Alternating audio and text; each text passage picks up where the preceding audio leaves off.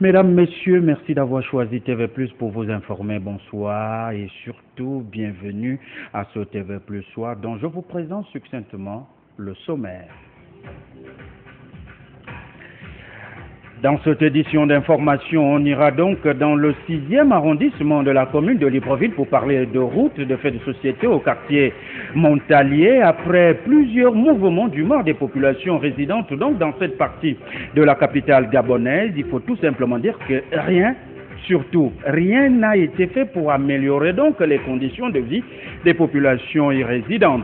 Nos équipes de reporters sont allées sur le terrain entre l'état de la route qui se trouve pratiquement dégradé. Il y a aussi que l'eau potable et l'électricité continuent véritablement de manquer au quartier Montalier dans le 6e arrondissement de la commune de Libreville. On parlera ensuite politique avec bien sûr la caravane de causerie du Front uni de l'opposition pour l'alternance qui était donc ce week-end dans le 5e arrondissement de la commune de Libreville, plus particulièrement au carrefour Kanté, à la zone appelée Carrefour de la Vie. Tous les membres du Front, ceux étant donc sur le territoire national, étaient là pour expliquer, sensibiliser les populations venues en masse. On parlera également de sport dans ce TV Plus Soir avec ce tournoi sportif qu'abrite donc le stade Samuel Eto'o-Fils de Nzayon, un tournoi sportif qui regroupe donc 18 équipes issues des universités et autres grandes écoles de la capitale gabonaise. Les échos de ce tournoi sportif, ça sera donc pratiquement à la fin de cette édition d'information et portera la griffe de Bertheline Bengon et Edgar Nzé.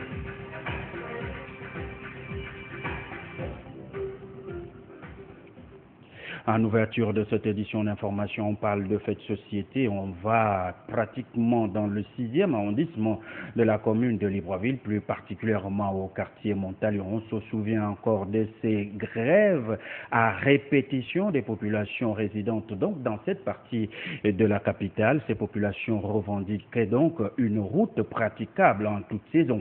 Après donc les effets d'annonce, quelques mois, voire quelques années plus tard, on se rend compte que rien n'a pratiquement changé sur le terrain. Le reportage sur ces images de Juste Ndjana. On se souvient encore comme si c'était hier de ces différents mouvements d'humeur initiés ici au quartier Montalier par les populations. Mouvements d'humeur matérialisés par des barricades sur la route, juste pour interpeller les plus hautes autorités du pays à pouvoir, pourquoi pas, rendre praticable en toute saison leurs différentes routes. Quelques mois et années plus tard, le constat est plutôt alarmant. Les cratères et autres crevasses ont fini par prendre le dessus. Et à la moindre pluie tombée, ces pistes d'éléphants deviennent de véritables patinoires. Praticable parce que, bon, ici, pour les véhicules, on est obligé au fait de garer les véhicules depuis à la grande sortie du Clandé du Neuf là-bas. Et donc, si quelqu'un, la pluie le bloque depuis temps dans le quartier, lorsque la pluie tombe, il n'a plus possibilité de sortir. À part si il débourse encore aux habitants de Montalier au moins une somme de 10 000 francs afin qu'on puisse l'aider à faire sortir le véhicule. Parce qu'ici, bon, depuis, je crois bien, depuis déjà 2012-2013, il y a eu une procédure qui a été dit que la route devait être déjà, les travaux de la route devaient être engagés. Ça devait commencer depuis le mois de janvier. Donc c'était au fait un délai de 6 mois. Un délai de 6 mois, mais par contre ça a commencé, mais après tout à coup, bon, les travaux ont été bloqués. Ici là, il nous faut au moins 4 paires de chaussures. Quand il pleut, on n'est pas plus à l'école. Vraiment, on ne sait plus ce qui se passe. parce que bon, on a même barré tout récemment la route. On a barré la route et je crois bien la télévision Télé Gabon est venue faire le constat. Bon, vraiment, ils n'ont pas fait tout le constat. Ils n'ont pas fait tout le constat parce qu'ils ont seulement juste filmé une partie. Bon, une partie a été aussi bon cachée, on ne sait pas pourquoi. Ah ouais, quand il pleut, on est obligé de quitter de chez nous pour venir prendre le taxi ici au lycée Montalier où la route est un peu plus ou moins accessible. Donc, on a des habits de rechange, les babouches, les bottes. On quitte de chez nous, on arrive ici, on prend le taxi. Puisque les taximans ne peuvent pas grimper, graviter cette pente qui est là. C'est ce qui bloque toute circulation. Parce que ce n'est pas vraiment accessible. Après des tentatives de saupoudrage ici et là, la nature, voire l'habituel, a fini par prendre le dessus aux grandes dames des populations y résidentes. Ici, à Montalier, quoi qu'il advienne, le développement n'est pas pour demain. Mieux venir racler. Racler seulement, même si on n'a pas du goudron, on racle. On met juste de la latérite. Il y en a partout au Gabon. On ne demande pas le goudron, juste on racle la route et puis bon, plus qu'il y a plus de circulation. En attendant ce rêve lointain, ils continuent tout de même à gérer leur quotidien au jour le jour. En dehors de la route, il faut tout simplement dire que l'eau potable et l'électricité sont un véritable parcours du combattant pour pouvoir s'en procurer dans cette partie de la capitale gabonaise. Nos équipes de reportage ont essayé de comprendre surtout le pourquoi de cette situation. Reportage. Les branchements d'électricité sont ici à qui mieux, pourrait-on dire. Les câbles traînant même le sol et représentant de facto un danger pour tous les riverains. Que le câble de courant a failli prendre par la tête. Dieu merci qu'il a eu vraiment le réflexe de jeter son corps au sol, sinon ça devait le prendre toute la tête. Quant à l'eau potable, en ce siècle de l'excellence, reste encore pour nos compatriotes de cette partie du 6e arrondissement de la commune de Libreville une denrée rare que l'on gère rationnellement dans les différents foyers. Ici, on a un problème d'électricité, on a un problème d'eau, de route. C'est complètement un village, plus qu'un village, c'est même un campement. En fait, c'est ça Montalier. Hein. On vit avec depuis pratiquement la création de ce quartier. Il n'a jamais eu, rien. Pour l'électricité et l'eau a été posée depuis 2011. Depuis 2011-2012. Et on a dit que, bon, on devait rentrer, bon, chaque personne ici aurait la possibilité au fait d'avoir son compteur. Bon, ici, c'est que maintenant, pour avoir l'eau, il faut jongler. Et il y a les tuyaux, il y a des tuyaux qui passent, il y a de l'eau, mais ici, pour avoir vraiment l'eau, c'est difficile. On boit l'eau de puits et pourtant, il y a déjà de l'eau. En ce moment où je vous parle, il y a de l'eau déjà qui a été placée. L'eau, pour avoir de l'eau ici, il n'y a que ceux qui ont les moyens. Ceux qui ont les moyens qui peuvent avoir de l'eau. Dans cette situation, elle se demande encore où aller, quoi dire ou encore quoi faire. L'homme s'habitue à tout milieu. On s'habitue avec le milieu, mais on se sent mal, franchement. Non, l'émergence, c'est loin d'ici. Ce mot, on n'a même pas le droit à être ici. Hein. Le mot émergent, c'est vraiment, ici, c'est pire. L'émergence, ça ne peut pas. Les objectifs du millénaire étant pour être atteints en cette année 2015, ici au quartier Montalier, l'on ose encore rêver que l'eau et l'électricité arriveront bien à bon port. Au regard donc de tous ces manquements constatés et observables donc dans cette partie de la capitale gabonaise, vous l'avez entendu de la bouche d'Axel, il faut tout simplement dire que l'émergence, voire le développement de leur agglomération n'est donc pas pour demain.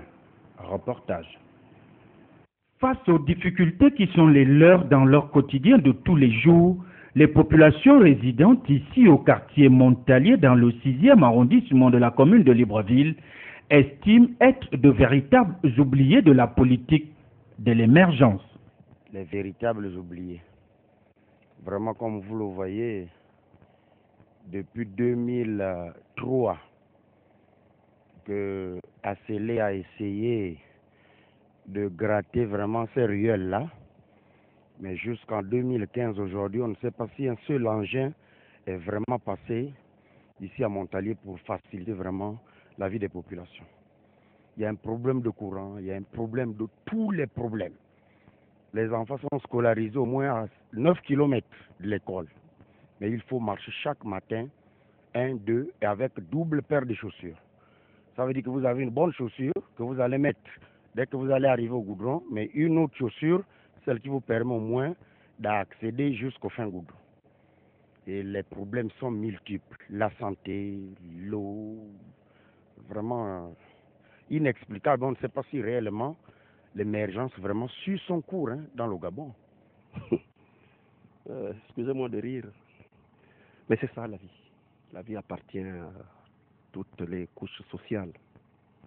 Nous là, nous marchons comme ça, on tombe, tu repars à la maison, tu t'échanges. Parce que vous voyez là, vous avez un 4x4. Vous voyez comment obligé de repartir. Et parfois les clandos ne viennent pas parce qu'ils doivent s'embrouiller n'importe comment tout ça. Donc nous sommes obligés de vivre ce temps-là. Voilà, c'est tout ce que je peux vous dire. Mais pour parler de la pouvoir public, parce qu'on ne serait pas là. Même le manœuvre le plus payé de ne pas avoir sa voiture. Mais on vit ça. C'est donc avec un sourire moqueur que ce compatriote a finalement répondu à nos questions.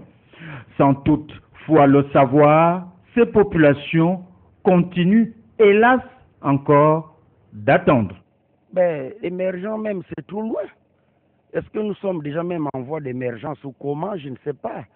Tout ce que je peux dire, c'est que les gouvernants laissent d'abord le mot émergent, qu'ils essaient d'abord de voir vraiment le vrai mot qu'ils peuvent trouver avant de passer à l'émergence. Parce que là, nous ne sommes pas vraiment en voie d'émergence. Voyez-vous comment nous vivons? Pourquoi parler d'émergent alors que vraiment dans un pays où le président de la République ne peut pas penser que vraiment j'ai une population qui vit quelque part, il faut amener l'eau, il faut amener le courant, il faut construire une école. Mais à 2025, nous aurions quelle qualité d'intellectuel dans un quartier comme Montalier? Est-ce que nous aurions vraiment des produits sortis de Montalier où on dira cet enfant fait l'école à Montalier, aujourd'hui il est ingénieur ou il est ceci, mais il a fait l'école à Montalier. Nos enfants font l'école où? D'autres vers le PK9, d'autres vers dragage, d'autres vers bambouchine. Donc vous comprenez qu'il n'y a pas d'émergence. Alors, qu'attend finalement Ali Bongo Ondimba et sa perle rare pour répondre aux attentes et aspirations de ces Gabonais? Car c'est lui-même qui disait qu'il ne sera heureux que lorsque tous les Gabonais le seront. Rien qu'à voir ce spectacle, l'on se demande si on est véritablement à Libreville. Aux Gabonais donc de juger et d'apprécier, car un adage bien connu et populaire de chez nous dit « Le mensonge n'a pas de longues jambes ». On va parler cette fois-ci de la notation de l'économie gabonaise par l'agence Standard & Poor's. C'était donc, le résultat est tombé donc vendredi dernier à Libreville. Notre pays noté en septembre 2004 avait bénéficié de la note de BB-. Aujourd'hui, cette note est donc revue à la baisse. Il devient B+. Quelles sont donc les raisons relatives à cette baisse? Reportage. La chute de 50% des cours de pétrole depuis juin 2014 touche de plein fouet les recettes extérieures du pays et ses perspectives de croissance dans un contexte de forte dépendance, relève ici l'agence Standard & Poor's dans une notation datée du 13 février 2015 dernier. La croissance du pays n'excédera pas 3,5% selon cette agence qui attend à un creusement du déficit budgétaire.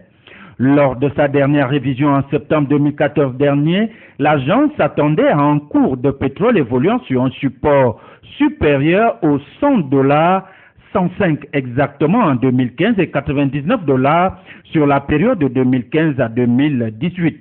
Standard & Poor's table désormais sur un baril à $55 en 2015 et $70 en moyenne d'ici 2018. La dépendance de l'économie gabonaise à la courbe des cours du pétrole reste forte.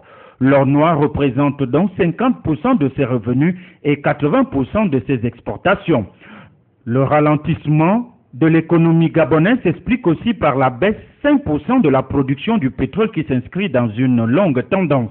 L'autre aspect qui occupe les analystes en ce qui concerne l'économie gabonaise est sa dette extérieure. En principe, le fonds souverain gabonais est censé percevoir 10% des revenus du pétrole.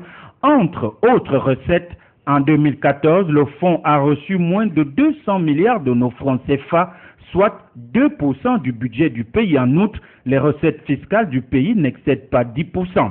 Pour financer son déficit budgétaire, 4,5% en 2015, le Gabon devrait logiquement se tourner vers les dépôts accumulés à la Banque des États de l'Afrique centrale, BEAC, et solliciter le marché de la dette au niveau régional et international. Selon ses pronostics, Standard a un poids stable sur une croissance de la dette publique gabonaise qui devra passer de 23% à la fin 2013 à 35% d'ici 2017. En attendant, les engagements extérieurs grimpent à 60% du PIB en 2015 contre 44% en 2014. À noter que la loi de finances 2015 a été libellée sur la base d'un baril à $45, ce qui en soi est une bonne note. Tout en souhaitant maintenir son rythme d'investissement dans les infrastructures, le pays, présidé par Ali Bongo Ondimba, attend abroger certaines subventions, notamment ceux portant sur les produits pétroliers. Autre prévision importante qui ne concerne pas le Gabon, la dépréciation du franc CFA par rapport au dollar. La devise de la CEMAC devrait se négocier à 591 unités contre $1 en 2015 en lieu et place de 494 unités pour $1 en 2014. Le Gabon, qui facture en dollars, devrait plutôt profiter de la situation. Ces différentes données sont à relier à l'environnement politique en vue des élections présidentielles. Au pouvoir émergent donc de pouvoir relever les grands défis qui l'attendent. On parle politique à présent avec la caravane du Front uni de l'opposition pour l'alternance au Gabon qui était donc le week-end du côté du 5e arrondissement de la commune de Libreville, plus précisément au Carrefour Kanté, à la zone appelée Carrefour de la Vie. Tous les membres étaient donc en contact avec les populations de cette partie de la capitale. Plus d'explications dans ce reportage de Benoît Mwamba et Patrick Serrano. C'était une rencontre solennelle entre les membres du Front uni de l'opposition et les populations de cette partie de Libreville. Cette série de causeries, notons-le, initiée par ces membres de l'opposition gabonaise, vise en fait à apporter aux populations les raisons du durcissement de la position de ces dignitaires de la République rangés dans l'opposition et qui ont tout simplement décidé de participer à leur manière au changement du Gabon, un changement nécessaire aujourd'hui au regard de la faillite à laquelle fait face le pays sur tous les plans d'ailleurs, du fait d'une gestion approximative du pays par le pouvoir. Le besoin de changement est bien là, tous sont conscients de ce que les choses doivent se faire autrement. Le Front, c'est donc ce groupe de compatriotes qui face à la situation du pays, parce que le pays est malade, le pays va mal sur le plan institutionnel, sur le plan politique, sur le plan économique, sur le plan social, le pays va mal. Ce groupe de compatriotes a décidé de dire non de manière franche, de manière directe, et a décidé donc de tout mettre en œuvre pour libérer le Gabon. Il n'y a pas de doute, le Gabon a besoin d'un nouveau départ. Pour nous, il n'est pas question d'aller aux élections. Que ce soit en 2016, que ce soit avant, que ce soit après, nous n'irons jamais aux élections avec M. Ali Bongo Ondimba. Sauf si, comme le disait le président Moutali, il nous présente son acte de naissance original qui prouve qu'il a la possibilité d'être candidat aux élections présidentielles au Gabon. Voilà qui en réalité est considéré comme une véritable motivation, laquelle doit être suivie par l'ensemble de la population qui est aujourd'hui bien empêtrée dans des conditions extrêmement difficiles. Au cours donc de cette causerie, il y a eu un jeu de questions-réponses, occasion pour les populations de réagir. Des questions d'élection également ont été donc au menu de cette rencontre. Les populations qui parfois subissent les bouleversements donc de leur choix lors des différents scrutins s'interrogent bien aujourd'hui sur la démarche que vont entreprendre les membres du Front pour résoudre enfin cette question. Le peuple gabonais est fatigué avec les élections. Que ce soit les élections, les petites élections, députés, sénateurs, les Gabonais votent, mais c'est rarement que ce soit celui qui a été choisi qui sort vainqueur aux urnes. Tout simplement parce que chaque fois, on falsifie les résultats. C'est donc un problème grave. En 2009, je n'irai pas plus loin, en 2009, qui a gagné les élections au Gabon?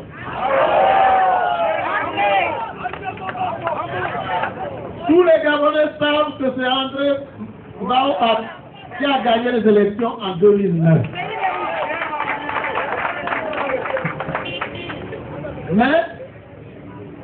Mais,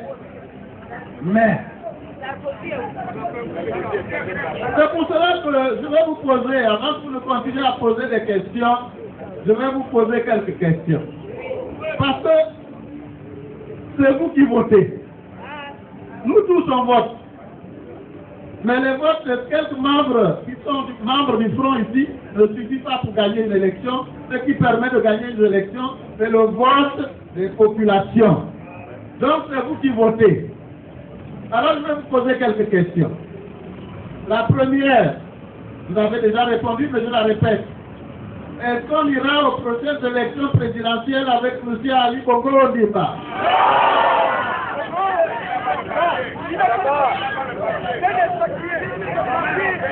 Est-ce qu'on ira aux élections présidentielles prochaines avec la Cour constitutionnelle qui est actuellement présidée par Mme Moranto?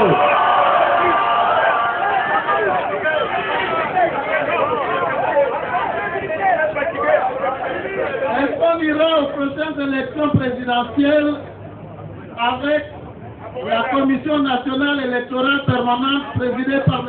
Akoreela?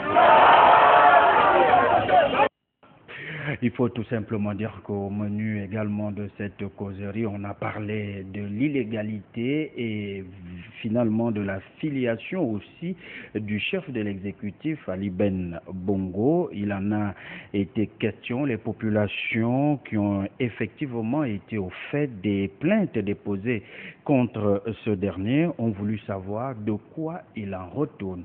Ces populations ont eu les explications de Jean de Dieu Moukanye Ouangou que je vous invite à écouter.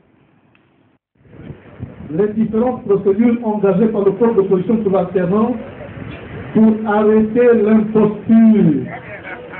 Oui, c'est une imposture qu'il faut arrêter avant toute chose.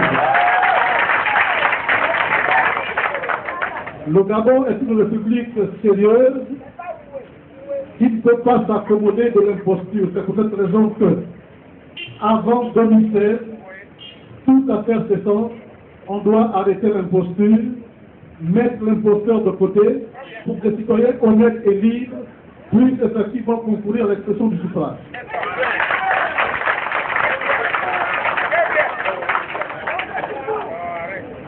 La République est marquée par le principe de l'égalité. Égalité devant la loi, égalité devant l'élection, égalité devant toute chose. On est tous égaux. Et le principe d'égalité devant l'élection commande que dans le dossier de chaque candidat, il y ait un acte de naissance régulier. Le président l'a dit, l'acte de naissance, c'est l'instrument, c'est le support de sociabilité. Pour aller à l'école, vous devez présenter l'acte de naissance.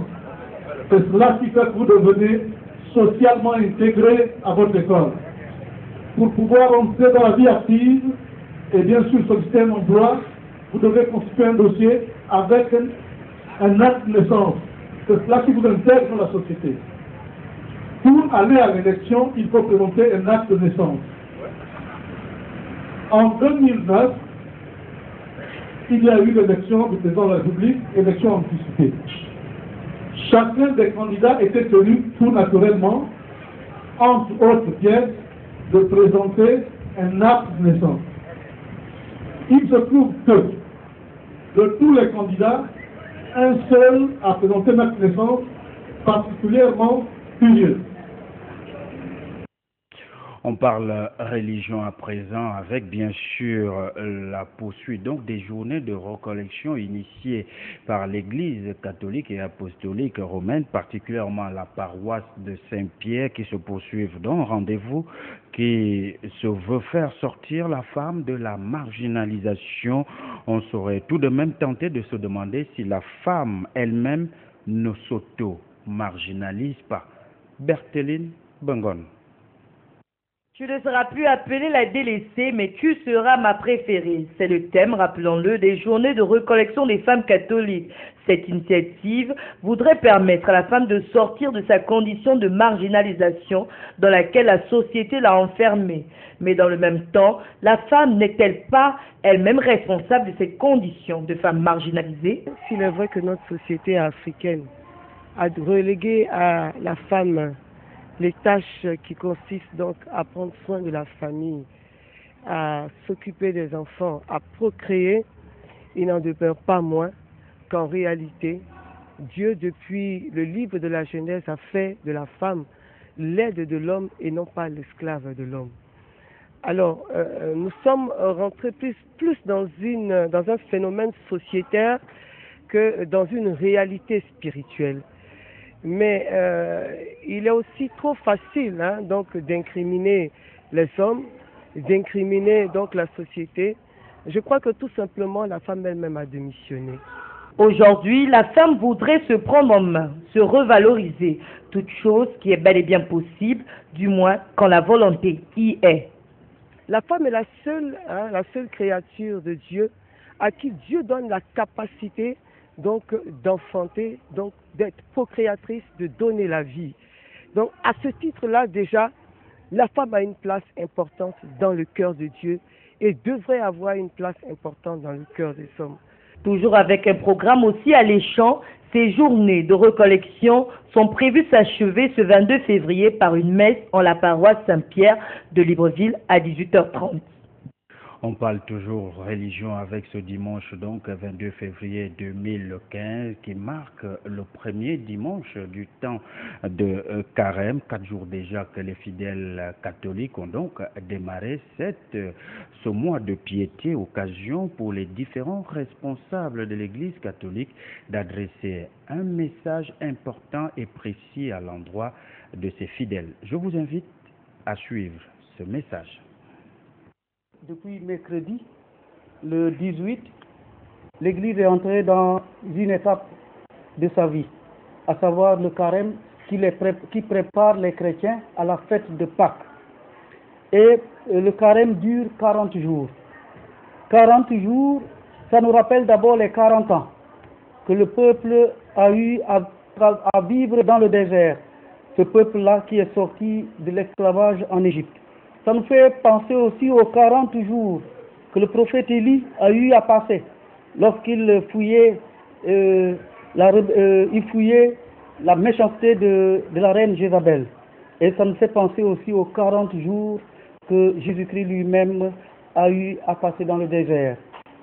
Donc, aujourd'hui, la liturgie nous a fait penser au temps que Jésus-Christ lui-même a eu à passer dans le désert, tenté par le diable, juste après son baptême.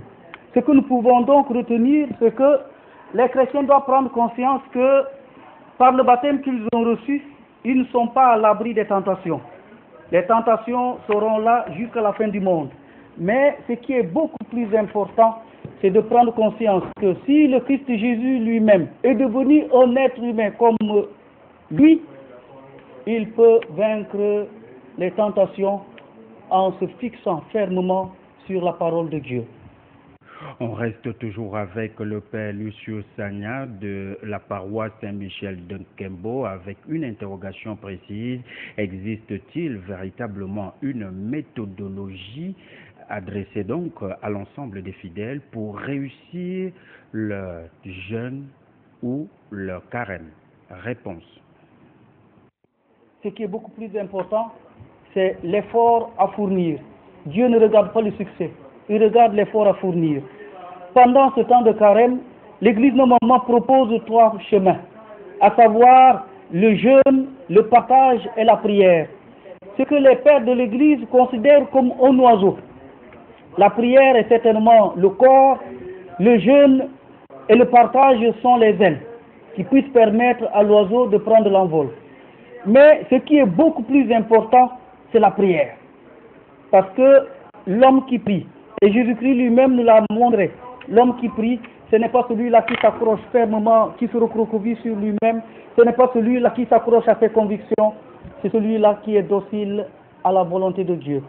Jésus-Christ, homme de prière, comme Marie, sa mère, comme Joseph, son père adoptif, était celui-là qui cherchait chaque jour à faire la volonté de Dieu. Donc pendant ce temps du carême, les chrétiens sont invités à prier davantage pour se laisser modeler, pour se laisser impulser de l'intérieur par la parole de Dieu. Cette parole de Dieu va certainement t'amener, non pas à faire ce qui te chatouille dans l'esprit, à faire ce que tu voudrais faire, mais ça va te désinstaller chaque jour, comme le peuple hébreu en esclavage en Égypte se déplaçait de campement en campement pour se rendre à la terre promise en passant par le désert.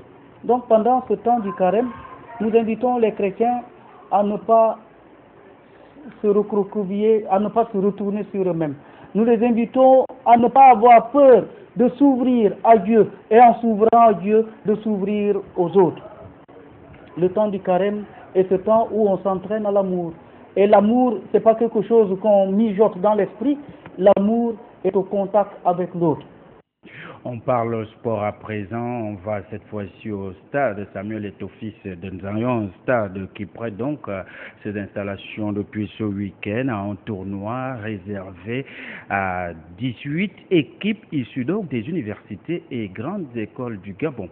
Pour plus de détails et explications, je vous laisse suivre ce reportage réalisé par Edgar Nzé et Bertheline Bongon. Ici au stade de Nzanyon se déroule actuellement un tournoi sportif des universités et grandes écoles.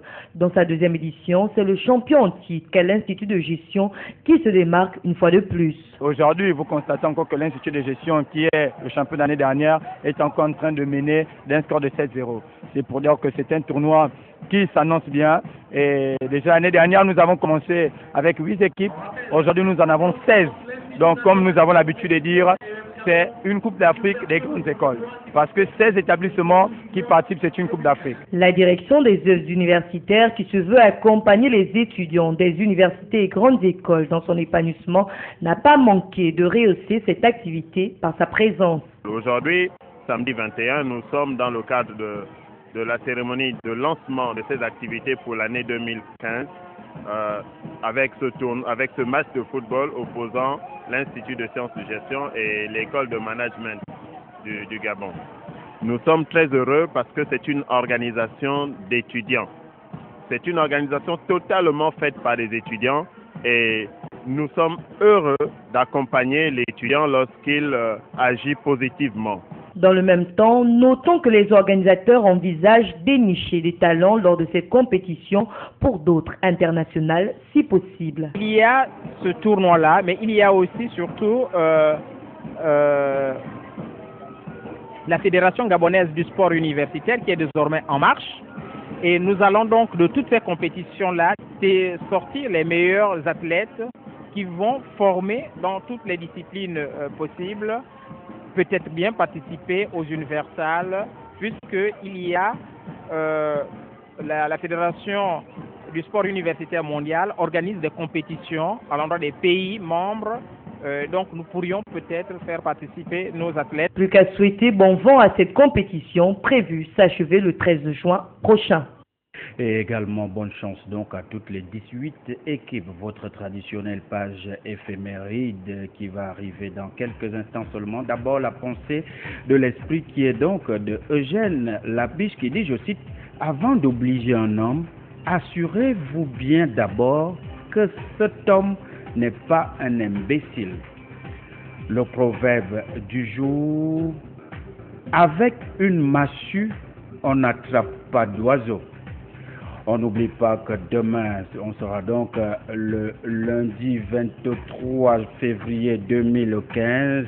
Ça sera donc le 54e jour de l'année. Il nous reste encore 311 avant l'avènement de l'an 2016. Petit à petit, on a fini la 8e semaine et demain, on amorcera la 9e semaine de l'année. La fête est donc réservée pour tous ceux qui portent les patronymes suivants, Lazare et Polycarpe. Ce communiqué donc de la télévision du futur, cela fait donc 2000 jours que le ministère de la Communication continue encore, hélas, de séquestrer le matériel de TV+. Depuis le 30 août 2009 à 17h, date de la dernière élection présidentielle, les équipements audiovisuels, satellitaires et d'émissions UHF Libreville de TV+, installés à la Cité de la démocratie et qui permettaient une télédiffusion nationale et internationale, sont toujours séquestrés par le ministère de la Communication. TV+ réclame donc à ces équipements audiovisuels au nom de la soi-disant liberté de presse en République gabonaise. Point final de ce TV+ soir. Merci à vous de l'avoir regardé et suivi. On prend rendez-vous demain, mais d'ici là, bonne nuit à tous.